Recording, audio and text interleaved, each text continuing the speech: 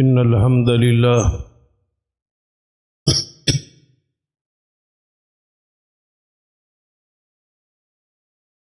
نحمده ونستعينه ونستغفره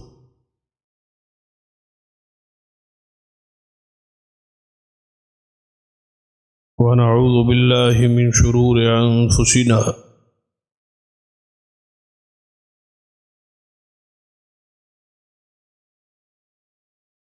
ومن سيئات أعمالنا من يهد الله فلا مضل له ومن يضلل فلا هادي له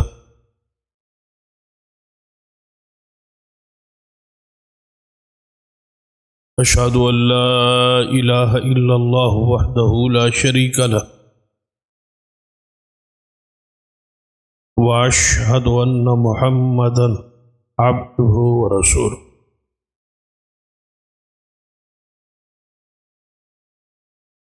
أما بعد فإن خير الحديث كتاب الله وخير الهدي هدي محمد صلى الله عليه وآله وسلم وشر الأمور محدثاتها وكل محدثة بدعة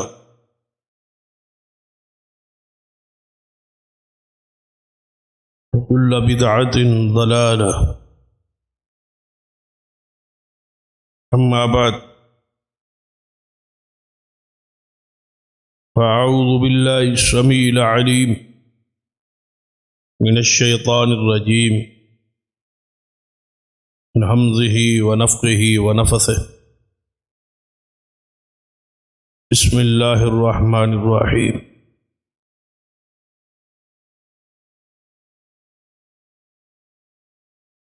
يا أيها الذين آمنوا كتب عليكم الصيام كما كتب على الذين من قبلكم لعلكم تتقون رب اشرح لي صدري ويسر لي أمري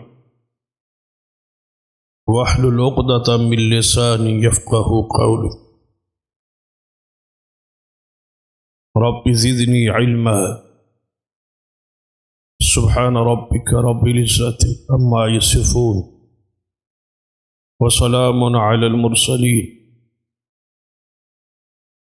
والحمد لله رب العالمين. حضرات،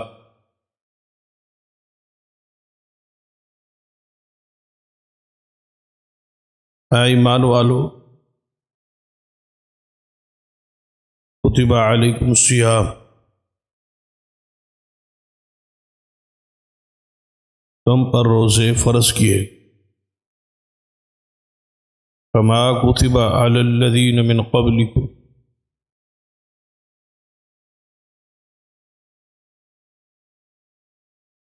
جیسا کہ تم سے پہلے لوگوں پہ فرض تھا، لعلکم تتقون، تاکہ ان روزوں کی وجہ سے تم متقی پرہیزگار بن سکو۔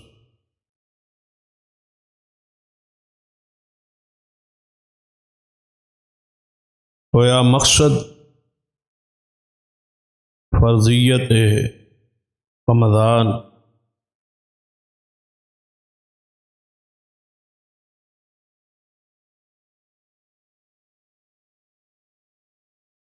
پرہیزگاری، تقوی پیدا کر۔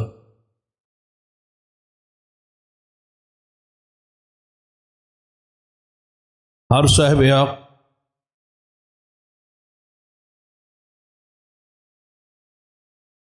اگر کوئی دنیاوی کاروبار بھی کرے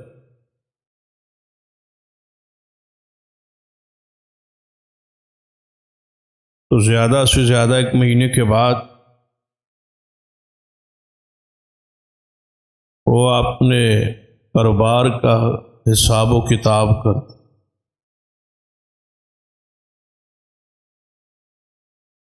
میں نفع میں جا رہا ہوں یا نقصان۔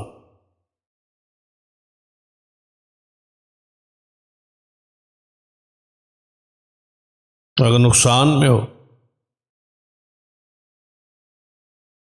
تو جہاں کمی کوتاہی اس کو دور کرنے کی کوشش کر، اگر فائدہ میں جا رہا ہو تو اپنے اس فائدے کو، اپنے نفع کو مزید بڑھانے کی کوشش کر۔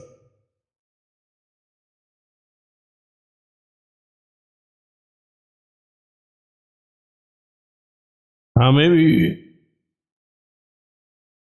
آج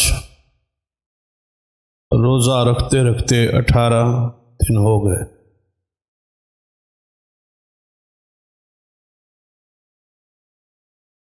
جو چند گنتی کے ایام تھے اور ان ایام معدودات میں چند دن باقی،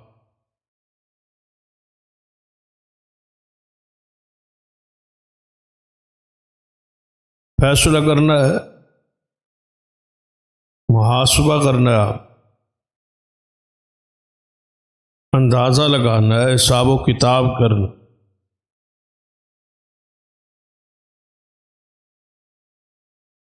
کہ ہم فائدے میں جا رہے ہیں یا نقصان۔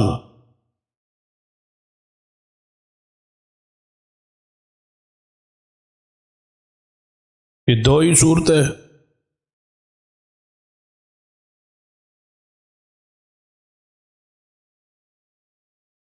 اگر تو نفع میں جا رہے، نفع کا انداز کیا ہے کہ ہمارے اندر تقوی پیدا ہو چکا ہے یا ہو رہا ہے۔ جو اصل مقصد تھا ماہ رمضان کے روزوں،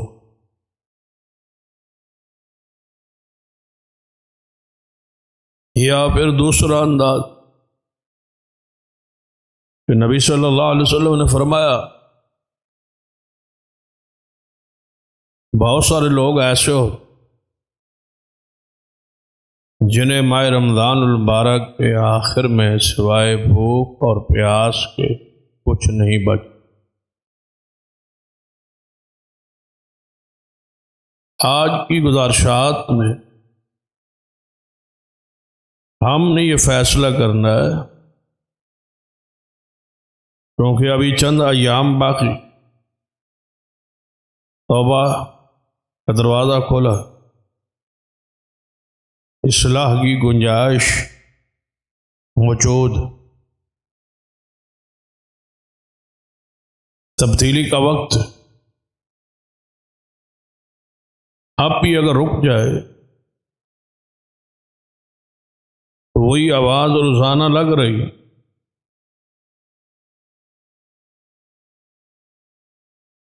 کہ اے شر گناہ گار، اب تو گناہوں سے رک جا، باز آ۔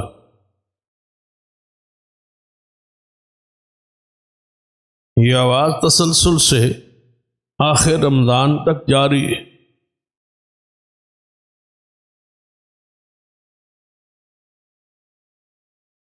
نیکیوں میں آگے بڑھنے والے اور آگے،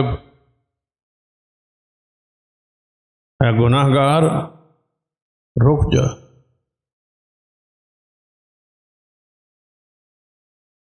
شاید ہمارے کانوں میں یہ آواز نہ پہنچ،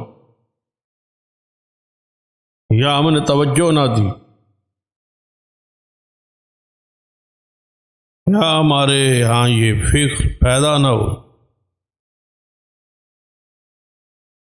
تو کسی وقت بھی گناہ کی طرف یہ بڑھتے قدم رک سکتے ہیں اگر بندہ اس آواز پہ غور کرے۔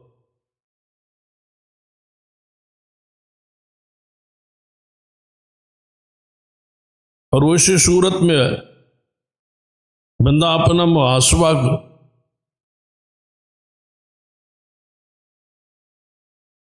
یہ جو قرآن نے کہا ہے کہ روزے فرض ہے تاکہ تمہارے اندر تقویٰ پھیلو،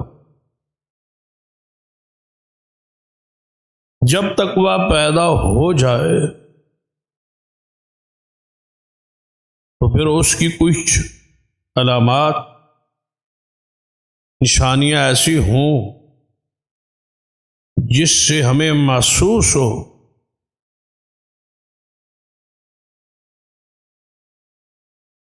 کہ واقعی ہمارے اندر تقویٰ پیدا ہو رہا۔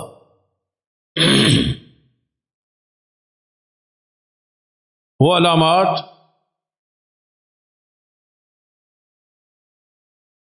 قرآن اور احادیث میں موجود ہیں۔ ایسی شخصیات کے واقعات جو مقام تقویٰ پر فائز تھے،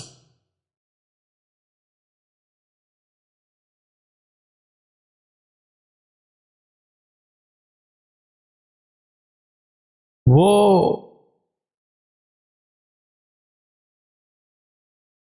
شخصیات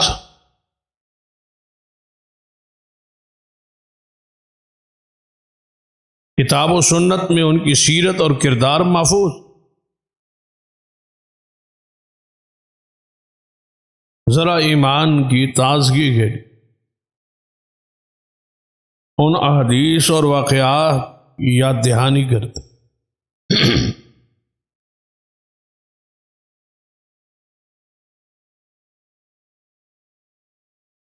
تاکہ شاید کوئی بات ہماری زندگی کے اندر تبدیلی کا ذریعہ بن۔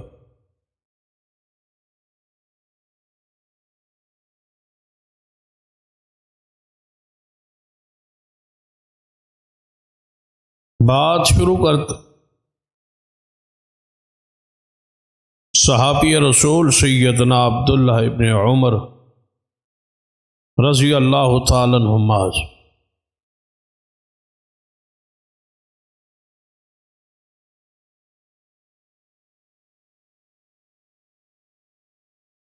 جن کے بارے میں صحیح البخاری کے اندر حدیث ہے کہ آپ نے انہیں نیک انسان قرار دی۔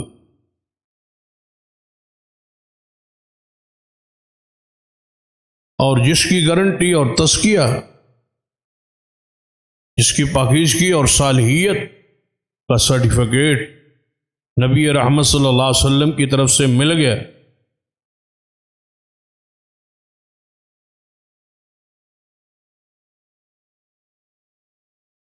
اسے مزید کسی توثیق اور عدالت کی ضرورت ہے۔ یہ سیدنا عبداللہ بن عمر رضی اللہ تعالی، یہ اور ان کے ساتھی مدینہ سے باہر ایک سفر میں،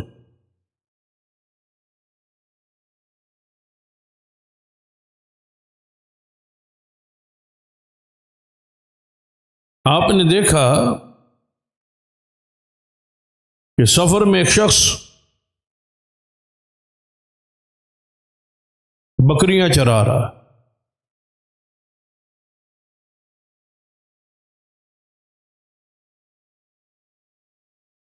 عرب کا ریگستان ہو، گرمی کی شدت ہو،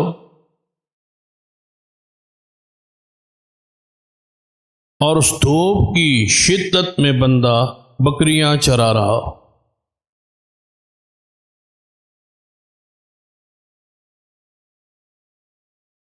اور آپ کے علم میں ہے کہ سب سے مشکل کام یہ بکریاں چرانا۔ بکریوں کی یہ فطرت، ان کو جس طرف سے روکا جائے وہ اسی طرف جائے، ایک کو روکے دوسری نکل جائے۔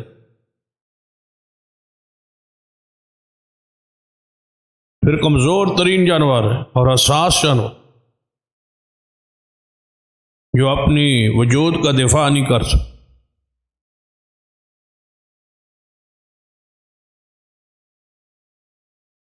کسی بھی درندے سے اپنے آپ کو بچانا اس کے لیے مشکل.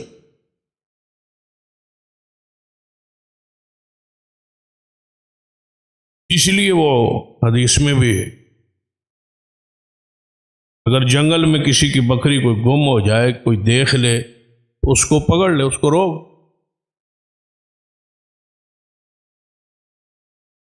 تاکہ وہ اس کے مالک کو پہنچا دے. کیونکہ اس کے گم ہونے کے بعد اس کا خطرہ ہے کہ کسی درندے کے ہاتھ میں چھٹ، وہ اپنا دفاع نہیں کر سکتا. اس کے مقابلے میں اونٹ کے بارے میں حکم ہے کہ اس کو نہ پکڑا، اس لیے کہ وہ بہت بڑا جانور، اپنا وہ دفاع کر سکتا، یا اس کے قریب آتے ہوئے درندے بھی ڈر. اس کو مالک ڈھونڈتا ڈھونڈتا کہیں نہ کہیں سے نکل آئے. وہ کچھ دنوں کے لیے اپنا خوراک جو ہے اس کو ذخیرہ اور سٹاک بھی کر سکتے.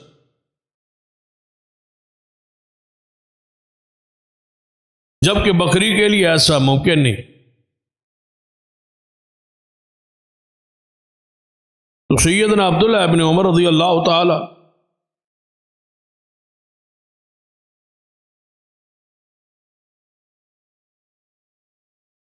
اس بکریوں کے چرواہے کو دیکھا، اس کو بلا،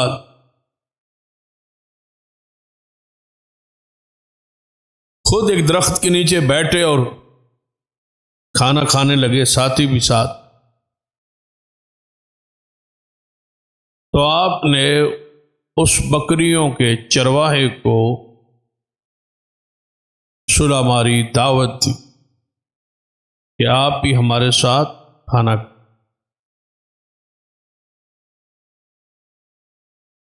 تو بکریوں کا چرواہا جواب میں کہتا ہے کہ میں تو روزے سے ہوں، بس یہی تقویٰ ہے. اور یقیناً یہ ماہ رمضان کا روزہ نہیں. اگر ایسا ہوتا تو سیدنا ابن عمر بھی روزے سے. نفلی روزہ ہے، دھوپ ہے، گرمی ہے، بکریوں کا چرانا ہے، سارا دن گرمی کی تپش میں رہنا ہے، لیکن نفلی روزہ رکھا ہو. الصوم لی وانا اعذب، روزہ میرے لیے ہے اور میں ہی اس کا بدلہ دوں. اندازہ کریں کہ یہ بندہ کتنا صاحب تقویٰ ہوگا، ہے بکریوں کا چرواہا، روزہ خالص اللہ کی،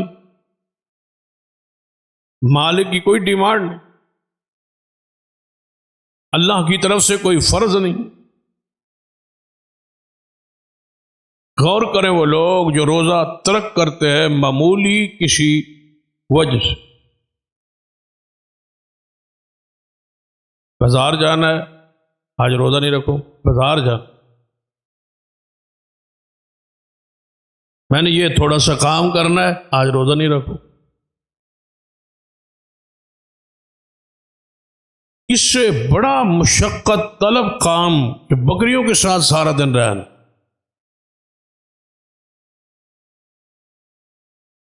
فرضی روزہ بھی نہیں، نفلی، خوشی سے، چاہت سے. اور یہی ہے تقویٰ کی معراج. یہ اسلام آپ کے اندر پیدا کرنا چاہتا ہے، روزہ رکھوا. سیدنا عبداللہ ابن عمر رضی اللہ عنہ بڑے حیران ہوئے اس بات. فرمایا یہ گرمی اور یہ محنت اور مزدوری اور روزہ، مبارک کے لائق ہیں وہ لوگ جو مزدور بھی ہے، روزہ بھی رکھ، کام کاج بھی ہے لیکن روزہ بھی. ڈیوٹی اور ذمہ داری بھی ہے، اس کے باوجود روزہ رکھ۔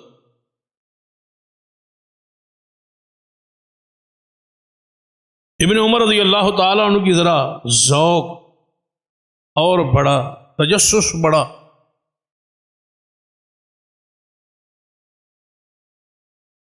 آپ نے اس کے تقوی کا، پرہیزگاری کا امتحان لینا چاہا، بات کو آگے بڑھا۔ ہینا عبداللہ بن عمر فرماتے چلو آپ روزے سے ہیں تو ہم بھی شام تک یہی، تو ایک بکری جو ہے وہ بیچ دے، فروخت کر دے، ہم خرید لیتے ہیں اور آپ اس کو بیچ۔ بکری کی قیمت دیں گے، ساتھ افطاری کے لیے گوشت دیں گے، گوشت بھی دیں گے اور ساتھ بکری بھی دیں۔ بکری آپ دیں، ہمیں پیسے بھی دیں گے، اس کی قیمت بھی دیں گے اور ساتھ آپ کو گوشت بھی۔ گویا جانور ذبح کے لیے خریدے تو اس کی قیمت اور قیمت کے بدلے خوشی سے کچھ گوشت کا حصہ بھی مختص کیا جا۔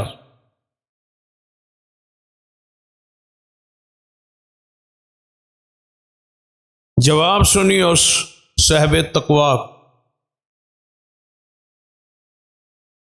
اپنے کاروبار، اپنی ذمہ داری، جہاں جہاں ہماری ذمہ داری اور ڈیوٹی ہے، جس جس چیز کے ہم امین اور پہرے دار اور چوکیدار اور نگران،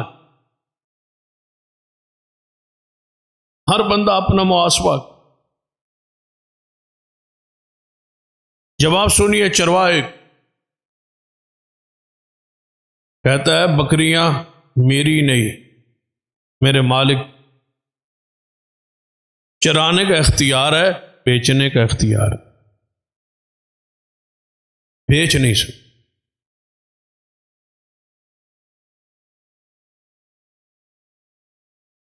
پہلے سے بات اور بڑھ،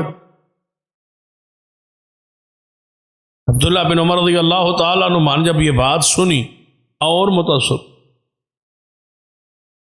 فرمان لگے اتنے ریوڑ سے ایک آدھ بکری گم ہو ہی جاتی،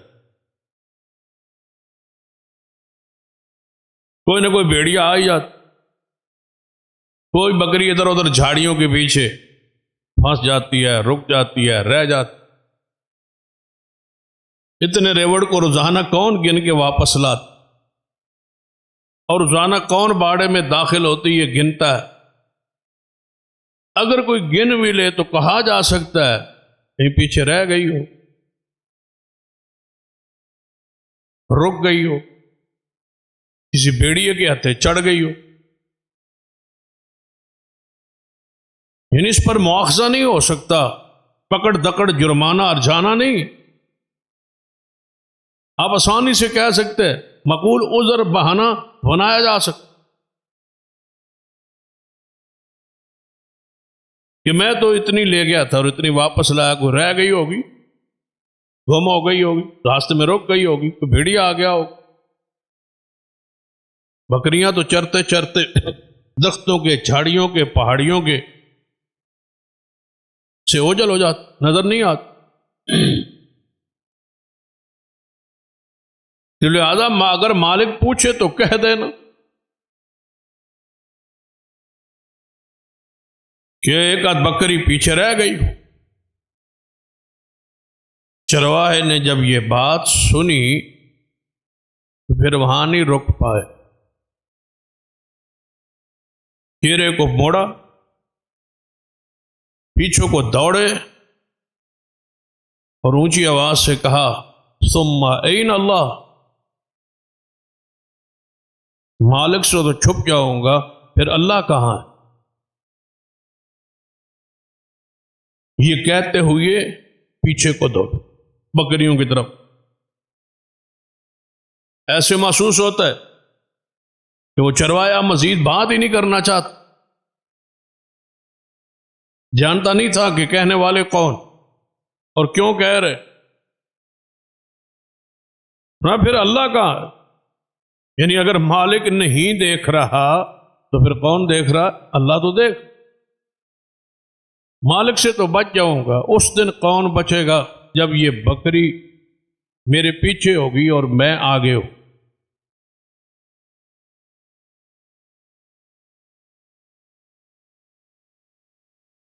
حدیث ہے نا صحیح البخاری میں، کہیں ایسا نہ ہو کہ تمہارے پیچھے کسی کے پیچھے بکری ہو، کسی کے پیچھے اونٹ ہو، کسی کے پیچھے گائے ہو اور کسی کے پیچھے گھوڑا ہو اور وہ آگے آگے دوڑ رہا ہو خائن آدمی.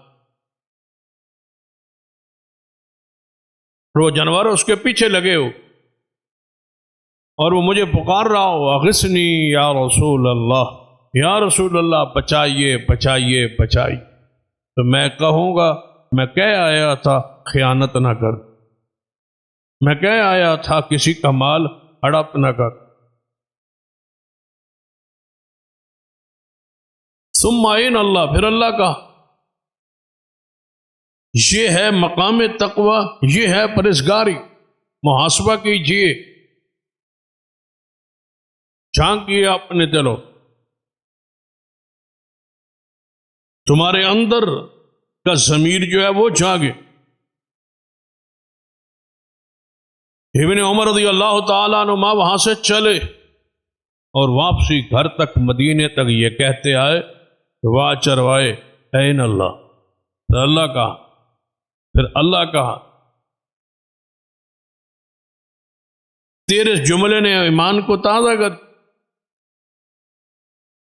یہ ہے وہ تقوی، یہ ہے وہ پرہیزگاری جو اسلام روزے کے ذریعے تمہارے وجود کے اندر اتارنا چاہتا ہے، پیدا کرنا. واپس آئے، آپ نے اس کے مالک سے رابطہ، فرمایا یہ غلام مجھے دے دو، یہ میں لینا چاہتا، نہ خریدنا چاہتا ہوں. اس نے کہا اتنا عظیم چرواہا، اتنا امانت دار میں بیچ دوں؟ پھر میری بکریاں رکھنے کا اور سنبھالنے کا تو کوئی اور ذریعہ ہی نہیں. فرمایا بکریاں بھی دے دو، غلام بھی خریدتا ہوں، ساری بکریاں بھی خریدتا ہوں. سودا طے پاک، غلام کو خرید لیا اور بکریوں کا ریوڑ بھی خرید. غلام بھی ابن عمر کے پاس اور بکریوں کا ریوڑ بھی آ. آپ نے اس غلام کو بلایا اور فرمایا جاؤ، آج کے بعد اس پورے ریوڑ کے ساتھ میری طرف سے تم آزاد ہو، میں تمہیں آزاد کرتا ہوں اور یہ بکریاں تحفے کے طور پر تجھے دے. یہ ہے وہ صاحب تقوی، یہ ہے وہ پرہیزگاری جو اسلام تمہارے اندر پیدا کرنا. دل کے دروازوں کو جو بند کیے ہوئے ان کو ذرا کھولو،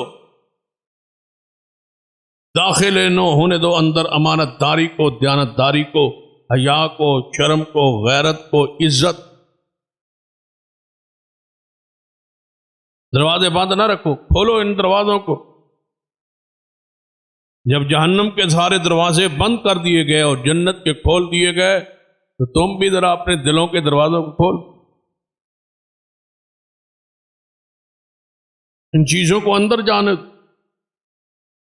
جگہ دو، اپنے وجود میں گند کو، غلاظت کو، اندر کے جو پھوڑے پیپ ہیں ان کو نکلنے دو. وہ گناہوں کے زخم، وہ گناہوں کی پیپ، وہ گناہوں کے داغ، وہ گناہوں کی سیاہی، وہ گناہوں سے پڑنے والے وہ نکلنے دو، ختم ہونے دو، مٹنے دو. میں رمضان کے روزے یہ زنگ اتارنے کے، ریگ مار کے طور پر اقامت، اپنی موت کو، آخرت کو یاد، محاسبہ کیجیے، قرآن کی تلاوت سے اندر کو صاف کیجیے، ذکر و اذکار سے اور صدقات و خیرات سے،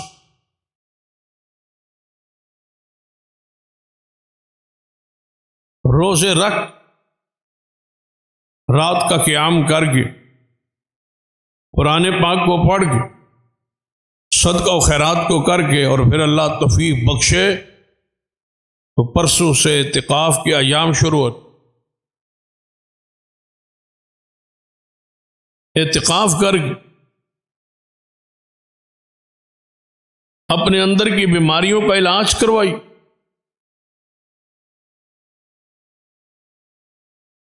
تو جب آواز آ رہی ہے تو کانوں میں پڑی ہوئی وہ روئی نکالی،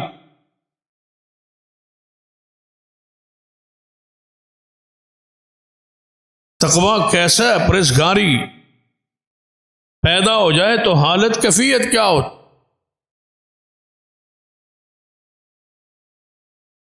اس حوالے سے صحیح البخاری کی وہ حدیث جو نبی رحمت صلی اللہ علیہ وسلم جا رہے تو آپ کا بیٹا، آپ کا نواسہ حسن ابن علی رضی اللہ تعالی عنہ ساتھ جات مدینہ کی گلی میں چلتے چلتے دیکھا تو ایک کھجور گلی میں گری پڑی،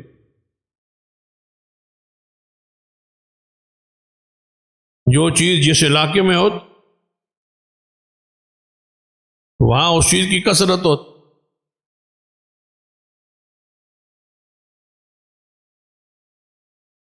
تو دیکھا تو مدینہ بھا کی ایک گلی میں کھجور گری ہوئی، سینہ حسن رضی اللہ تعالی بچے چھوٹے،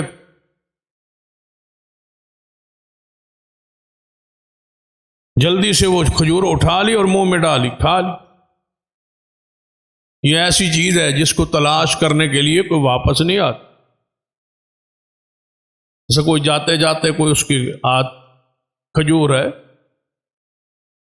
یا اس طرح سے ملتی جلتی کوئی کھانے کی کوئی چیز ہے، وہ گر جائے تو کوئی بندہ واپس نہیں آتا تلاش کرنے، یہاں میری ٹافی گر گئی، یہاں میری جناب کھجور گر گئی، معمولی چیز، ایسی چیز کو اٹھایا جا سکتا اور کھایا جا سکتا۔ سینہ حسن رضی اللہ تعالیٰ نے چونکہ بچے تھے، اس چیز کو اٹھا لیا اور منہ میں ڈال۔ اب دیکھا امام المتقین جناب محمد مصطفیٰ صلی اللہ علیہ وسلم، یہ ہے وہ تقویٰ جو آپ نے اپنی اولاد اور بچوں کے دلوں میں اتارنا اور ڈالنا، اور یہ فطری وہ تقویٰ، فطرت کی عمر ہے بچہ، ہاں اسے ہی سمجھا دے کہ ہم کون ہیں اور ہماری حیثیت کیا اور ہمارا سٹیٹس کیا، ہمارا مقام کیا ہے، ہماری عزت اور عظمت کیا ہے۔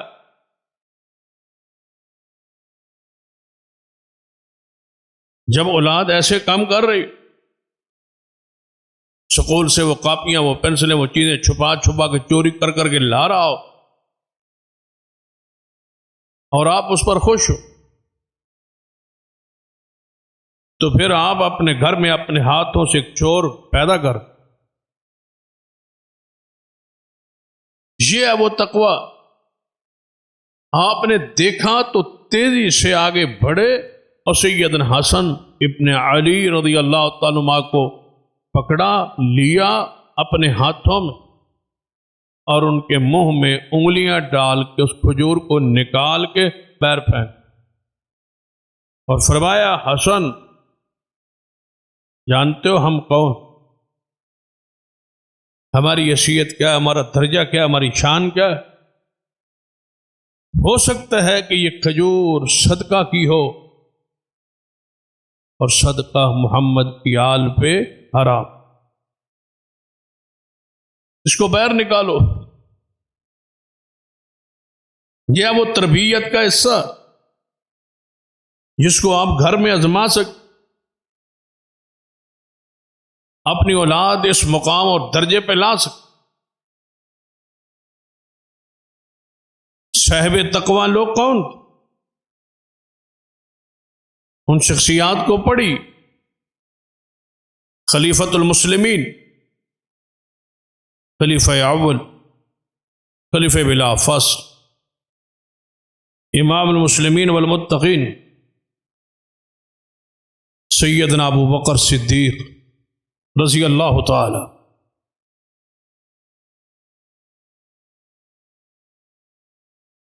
میں آپ کو سمجھانے کی واز کی کوشش کر رہا ہوں کہ صاحب تقوی لوگ کیسے ہو؟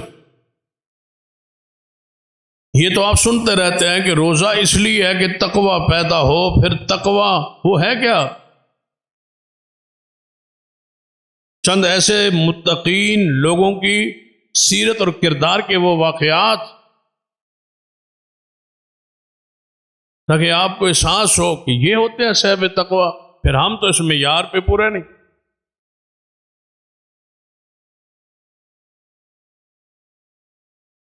عبداللہ بن عمر کا ہی واقعہ ہے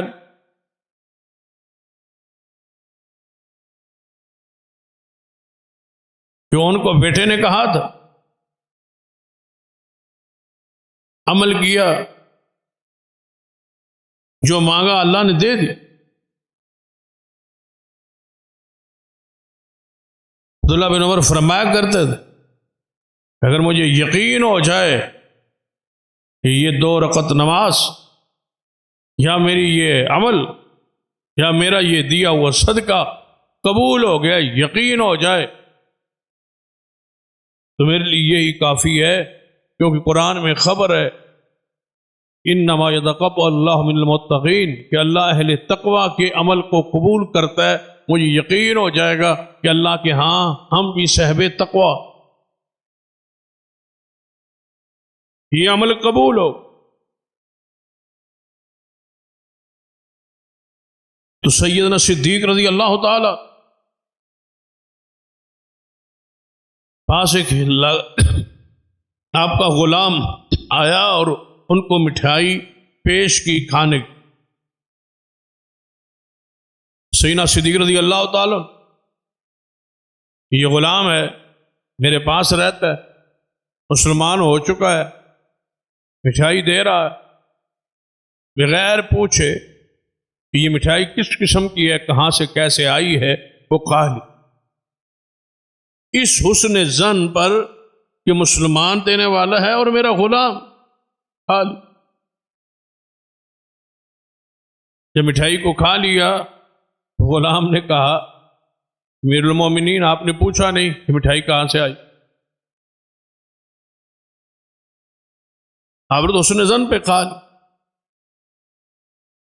اگر آپ کو ایک شخص آپ کا دوست ہو، آپ کا پیارا ہو، مسلمان ہو اور صحیح العقیدہ ہو، روز آپ کے ساتھ اس کا اٹھ بیٹھک ہو، تو وہ کوئی چیز دے دے گا تو آپ لے لیں گے حسن ظن پر کہ صحیح العقیدہ ہے، جو دے رہا ہے صحیح۔ فرمایا میں پوچھا تو نہیں لیکن میں کھا تو لی ہے اس حسن ظن پر، اب بتاؤ یہ کہاں سے آئی؟ فرمایا جب میں اسلام نہیں نہ لایا تھا تو میں کاہن نجومی ہوتا تھا، وہ کرتا تھا، نجومی کہانت کرتا تھا، آتا ہوا تو کچھ نہیں تھا لیکن کر دیتا تھا، پتا کچھ نہیں ہوتا تھا لیکن ٹکا لگا لیتا تھا، جو ذہن میں آیا کسی کو کہہ دیا، وہ پورا ہو گیا تو ہو گیا، نہ صحیح تو نہ صحیح، جس کو ٹیوا کہتے۔ فرمایا کہانت کی تھی، جو میں نے کہا تھا وہ پورا ہو گیا۔ تو وہ بندہ خوش ہو گیا، وہ مٹھائی لایا، شرینی لایا، وہ پرانے نیاز وہ لایا تھا، میں نے کہا چلو مٹھائی آ گئی، آپ کو بھی دے دے۔ آپ نے فرمایا یہ کاہن کی مٹھائی یہ تو حرام۔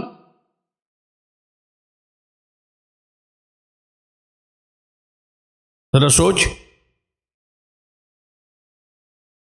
کیا واقعی آپ اس مقام پر ہیں؟ یہ تو کیا آ جا سکتا تھا نا، مٹھائی کے اندر کوئی شے داخل تو نہیں نہ ہو گئی، مٹھائی تو پاک ہی ہے۔ جن بہانوں سے آپ غیر اللہ کی نظر و نیاز کھاتے، پڑوسی ہے، کاروباری ہے، دوست ہے، آنا جانا ہے، دکھ سکھ ہے، اب کیا کریں؟ اس کے اندر تو کوئی چیز نہیں ہے، یہ تو پاک ہی ہے نا، یہ تو چاول ہی ہیں، یہ تو فلاں۔ سیدنا صدیق رضی اللہ عنہ جب یہ سنا کہ میں غیر اللہ کی نیاز کہانت کی مٹھائی آ بیٹھا ہوں، کھا لینے کے بعد تو ظاہری طور پر کچھ نہیں ہو سکتا، یہی کہا جا سکتا تھا نا کہ ہمارے ماحول کا ہوتا تو کہتا بس چلو ہوں تو پھر اندر چلی گئی، جانے دو ہضم ہو جائے، سانو کیڑا پتا سی، غلطی سے غلط فہمی سے کھا لی کوئی بات، لیکن صاحب تقوی ایسے نہیں۔ یہ امام المتقین سیدنا ابو بکر صدیق رضی اللہ تعالی، جنہوں نے 2.5 سال خلافت کی ہے، بلا شرکت غیر حکمران ہے، امت مسلمہ کے پہلے خلیفہ جہاں سے خلافت کا آغاز ہو۔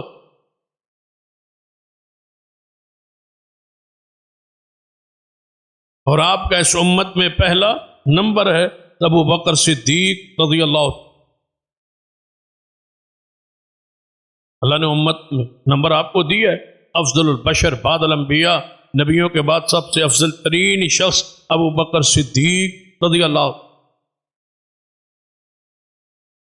اور چلتے چلتے وہ بات بھی آپ سے شیئر کر تو آپ نے میڈیا پر سنا بھی ہوگا کہ ایران کے اندر حسن قرات کا مقابلہ ہو، ماہ رمضان، پوری دنیا کے قرآ مسلمان اسلامی ممالک کے جو قرآ وہاں جاتے، ایران میں اس سال بھی ہوا، وہ 2-4 دن کی پہلے کی بات۔ تو جس قاری نے پہلا نمبر لیا اس کا نام ابو بکر تھا رضی اللہ عنہ، اس قاری کا نام ہی ابو بکر۔ تو وہ عجیب آواز گونجی ایران کے سرکاری ہاؤس میں، تو پہلا نمبر ابو بکر کا ہے رضی اللہ عنہ۔ تو ساری وہ سب جو وہاں جمع دران بیٹھے سب کے چہرے جھکے ہوئے، یہ اللہ کی تقسیم ہے نا، اس کا فیصلہ ہے، اللہ نے وہ کہاں تک بات پوچھی کہ اول نمبر کس کا ہے؟ صدیق کا رضی اللہ عنہ، ابو بکر رضی اللہ عنہ۔ تو ذرا غور کر، سیدنا صدیق رضی اللہ تعالی وہ مٹھائی کھا لی۔ یہی وہ لوگ ہیں، علیکم بسنتی و سنت الخلفاء الراشدین المہدیین، یہی ہے جن کے لیے لازم تھا کلمۃ التقوی، جو اس کے اہل تھے، جو ان کے دلوں میں لکھا ہوا تھا، اولئک الذین امتحن اللہ قلوبہم للتقوی۔ سیدنا صدیق رضی اللہ تعالی فوری اسی وقت اپنے غلام کے سامنے اپنی انگلی حلق میں ڈالی اور اس وقت تک نہیں رکے جب تک قے کے ساتھ وہ میدا خالی نہیں ہوا کہ غیر اللہ کی نیاز میرے وجود کے اندر خون کا خوراک کا حصہ نہ بن۔ کہانت کی مٹھائی اتنی پلید اور اتنی نجس اور اتنی حرام، اس کو نکالا یہی صدیق ہے رضی اللہ تعالی۔ 2.5 سالہ خلافت کے بعد یہاں تو کسی کو معمولی سا عہدہ دے دیں، جہاں سے کوئی پیسے ویسے آ سکتے ہو، تو پھر ایک نہیں کئی نسلیں کھائیں گی۔ اتنا مال جمع ہو، یہ 2.5 سالہ خلافت کے بعد سکرات کی حالت میں، موت و زندگی کی کیفیت میں، تو آپ کے پاس ام المومنین امی عائشہ صدیقہ رضی اللہ تعالی عنہ بیٹھی ہیں اور آنکھوں سے آنسو بہا۔ صدیق نے پوچھا بیٹا کیوں رو رہی؟ فرمایا بابا رونا اس بات پر آ رہا ہے کہ آپ دنیا سے جا رہے لیکن گھر میں کفن خریدنے کے لیے نہ پیسہ موجود ہے اور نہ کپڑا موجود۔ یا ایھا الذین آمنوا کتب علیکم الصیام کما کتب علی الذین من قبلکم لعلکم تتقون، یہ ہے صاحب تقوی لوگ۔ فرمایا بیٹا اس میں کون سی بات پریشانی والی کون سی بات؟ اگر اعمال اچھے ہوں تو یہ لباس اور یہ کپڑے جس کفن میں دفن کیا جاتا ہے، اللہ تعالیٰ تو قبر کو جنت کا باغ بنا دیتا ہے اور جنت کا لباس دے دیتا ہے، اس کی تو کوئی حیثیت۔ اور بیٹا اگر اعمال اچھے نہ ہوں تو بتا یہ کپڑے کیا کریں؟ یہاں تو کہا جائے گا کہ جہنم کا بستر لگا دو، یہاں یہ کپڑا کیا کرے گا؟ پریشان ہونے کی ضرورت نہیں، یہی دو چادریں پڑی ہیں پرانی، ان کو دھو لو، سفید چادریں ان کو دھو لو اور انہی میں صدیق کو کفن دے۔ یہ ہیں وہ صاحب تقوی لوگ۔ سیدنا عمر کو پڑھی رضی اللہ تعالی، ان کا مقام اور درجے کو پڑھ لی، خلیفۃ المسلمین ہے رضی اللہ تعالی۔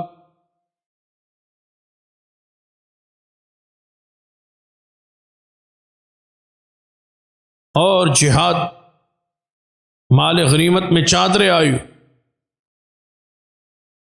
تقسیم قار جاری، عورتوں میں چادریں تقسیم ہو رہی، تقسیم کرتے کرتے عورتیں چادریں لے گئی، ایک چادر بچی ہو، کچھ عورتیں باقی، چادر ایک۔ پوچھا کہ چادر کس کو دو؟ صحابہ نے مشورہ دیا اپنی بیوی اور سیدنا علی کی بیٹی ام کلثوم بنت فاطمہ جو آپ کے نکاح میں حرم میں ہے، ان کے لیے رکھ لے، اپنی بیوی کے لیے رکھ لے۔ فرمایا نہیں، اس خاتون کو بلاؤ جس کو غزوے میں میں نے زخمیوں کو پانی پلاتے دیکھا ہے اور زخمیوں کی عادت کرتے دیکھتا ہے، میں چاہتا ہوں کہ یہ چادر اس کو دوں، اپنی بیوی پر اس کو ترجیح دوں۔ مہاجرین کے وظائف کا تقرر ہو رہا ہے، ہر مہاجر کو 4000 درہم کا تقرر ہو رہا ہے، فہرست بنی ہوئے مہاجرین میں آپ کا بیٹا عبداللہ بن عمر کا نام آیا، سب کا تقرر ہو رہا ہے، سب کے لیے وظیفے مقرر ہو رہے، سب کے لیے 4000 درہم مقرر کیا جا رہا ہے۔ جب اپنے بیٹے کی باری آئی فرمایا اس کا 500 کم کر۔ کیا آ گیا امیر المومنین، ایسا کیوں؟ یہ بھی مہاجر ہے، صحابی رسول ہے، آپ کا بیٹا ہے، مہاجر ہے، میرٹ پہ پورا اترتا ہے، یہ معیار مقرر کیا گیا اس معیار پہ پورا اتر رہا ہے۔ آپ نے فرمایا اس کے اور دیگر مہاجرین میں ایک فرق۔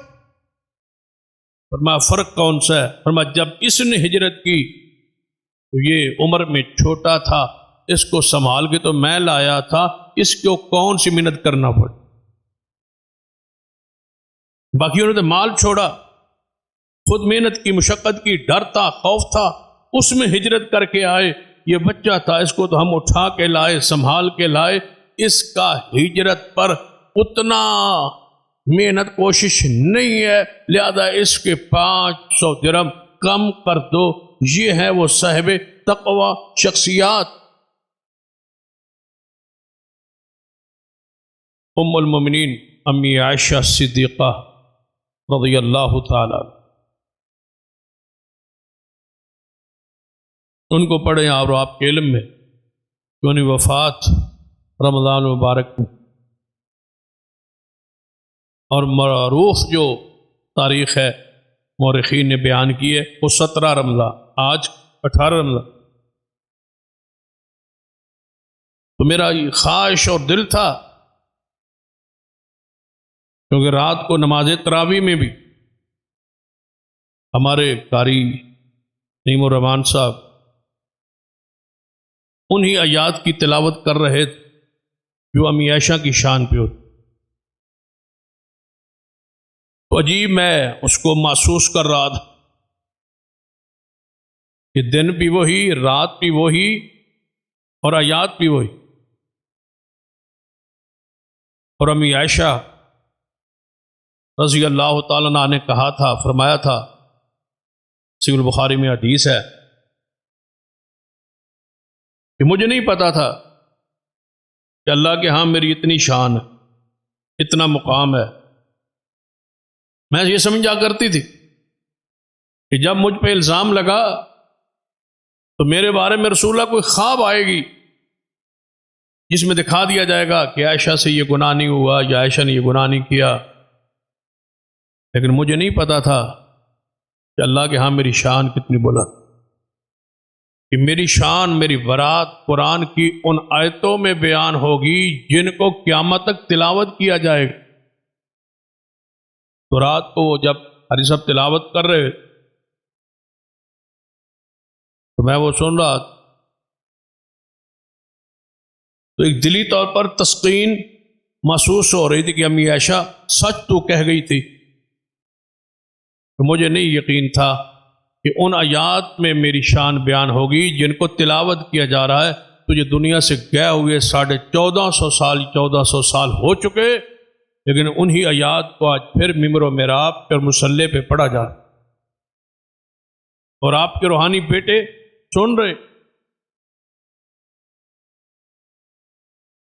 تو میں اسی ارادے میں بھی تھا، اور اسی رات کو بھی اور صبح اسی کشمکش میں رہا کہ آپ کی سیرت پر ہی خطبہ دو، اور گھر سے ممبر تک میرے یہی ذہن، تیاری بھی یہی تھی، ذہن بھی یہی تھا، خواہش بھی یہی تھی۔ اور اس سے ایک عجیب ایک اور بھی مماثلت تھی کہ ہمارے مسلک کے اور ہمارے جماعت کے اور ہمارے سرگودا کے ایک ہیرو خطیب ہوا کرتے تھے، خطیب ایشیا قاری عبدالحفیظ فیصل آبادی، اللہ ان کی قبر پہ کروڑوں رحمتیں نازل ہوں۔ تو میں کہا کرتا ہوں کہ ہمارے پاکستان اور خصوصاً پنجاب اہل حدیث واعظین اور خطباء میں سب سے زیادہ عوامی سطح پر جس نے امی عائشہ کی شان بیان کی ہے وہ قاری عبدالحفیظ رحمہ اللہ تھا۔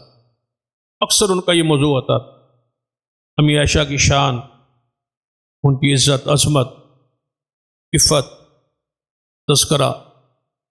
لوگ خواہش کرتے، فرمائش کرتے، یہاں بھی تشریف لاتے، ہم بھی ان کو کہتے ہیں امی عائشہ کی شان پر غالباً چند سال پہلے، غالباً وفات سے 1 سال پہلے رمضان میں یہاں آئے تو رات ہم نے کہا وہ امی عائشہ کی شان پر اشعار پڑھے تو انہوں نے پڑھے، وہ آیات پڑھے جو امی عائشہ کی شان پر ہیں تو انہوں نے پڑھی۔ تو پھر وہ مجھے مماثلت جو بات یاد آ رہی، سب سے زیادہ انہوں نے شان بیان کی عوامی سطح پر، اللہ نے ان کو بھی موت 17 رمضان کو ہی دی، یعنی کہ عجیب ایک مماثلت۔ میری یہ خواہش اور چاہت کہ آج میں انہی کی سیرت کو بیان کرتا، پڑھتا،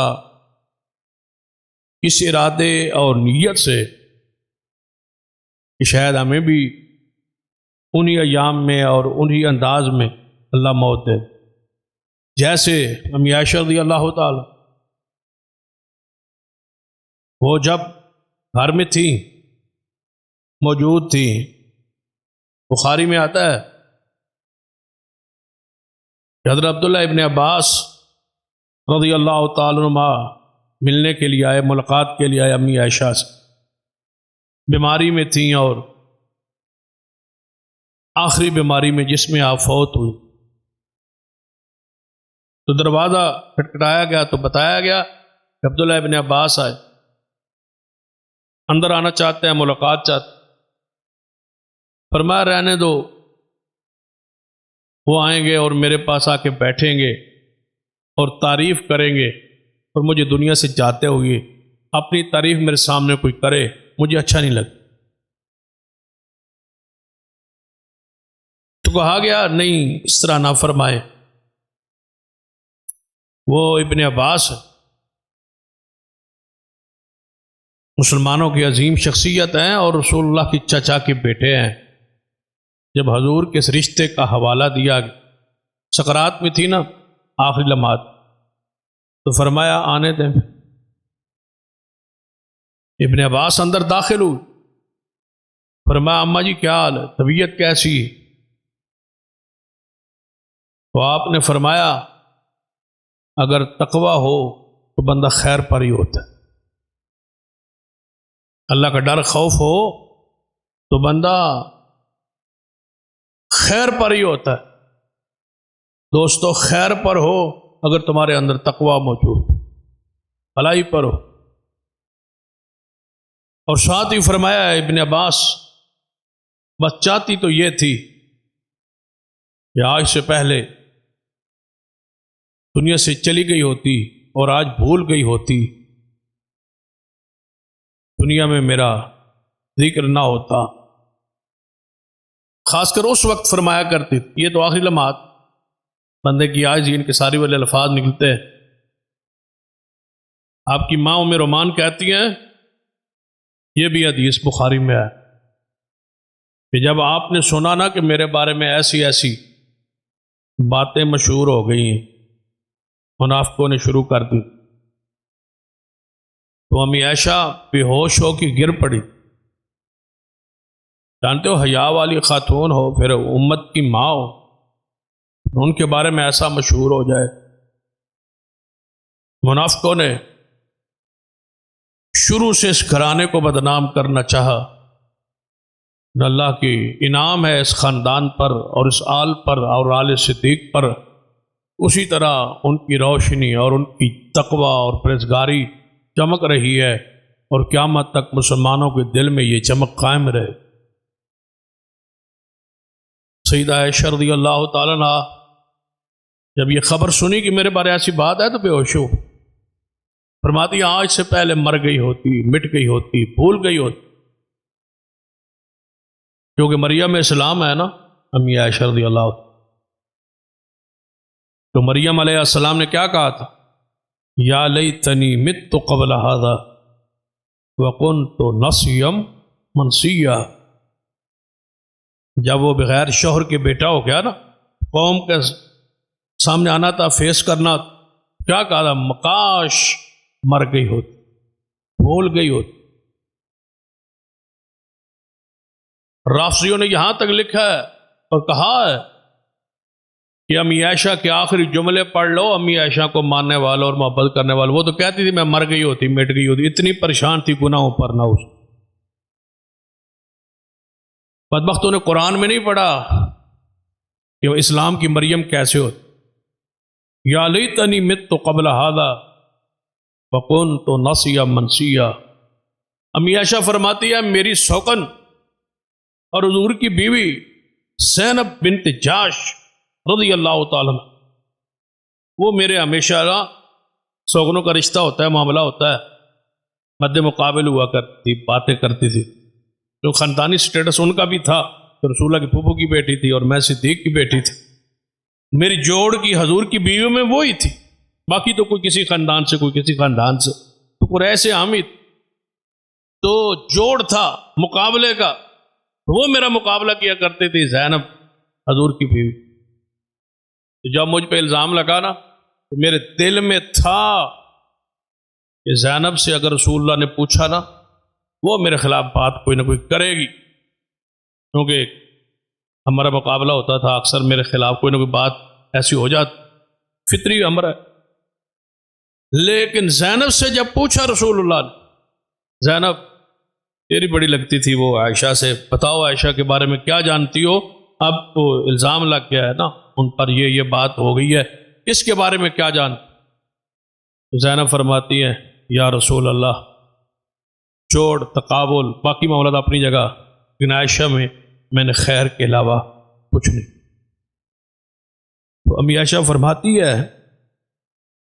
کہ زینب کو مجھے خیال تھا کہ پھسل جائیں گی، میرے خلاف بات کریں گی، لیکن زینب کو بچایا ہے تو تقویٰ نے بچایا۔ کس نے بچایا؟